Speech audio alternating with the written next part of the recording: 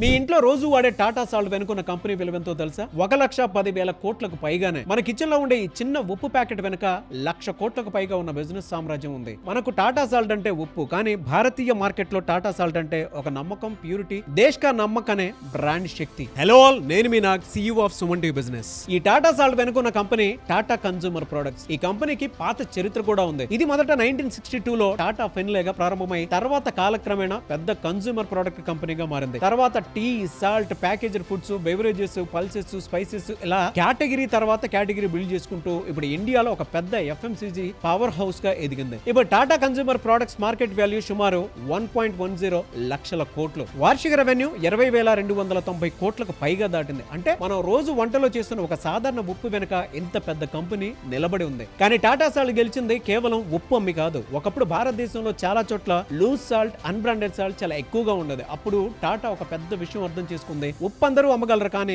Pure, safe, iodised salt మీద trust build చేయగలిగితే అదే పెద్ద బ్రాండ్ అవుతుంది. అక్కడే టాటా సాల్ట్ గేమ్ కంప్లీట్ గా మారిపోయింది. ఇది కేవలం ఉప్పు కాదు, ఇది శుద్ధమైనది, ఇది టాటాది, ఇది ఫ్యామిలీకి సేఫ్ అనే నమ్మకాన్ని అమ్మింది. కానీ ప్రయాణం అంత సులభంగా కాదు. FMCG మార్కెట్ లో regional brands, local price competition, raw material pressure, changing consumer preferences ఇవన్నీ ఛాలెంజింగ్ అయ్యాయి. కానీ టాటా కన్స్యూమర్ ఏం చేసింది?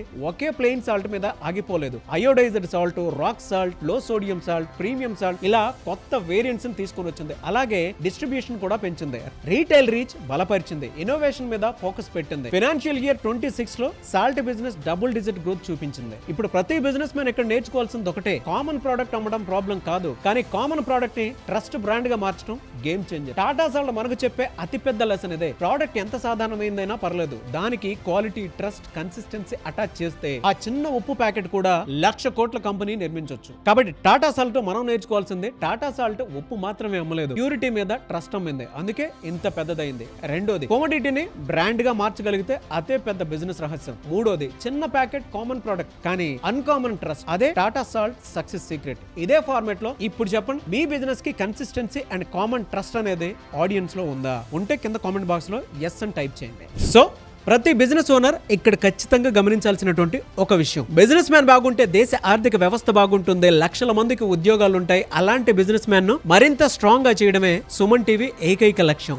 అండ్ మీరు కూడా మీ బిజినెస్ ని నెక్స్ట్ లెవెల్ కి తీసుకువెళ్ళాలి అనుకుంటే, powerful business strategies, financial support ideas, marketing and branding support కోసం ఇప్పుడే సుమన్ టీవీ బిజినెస్ కమ్యూనిటీలో జాయిన్ అవ్వండి.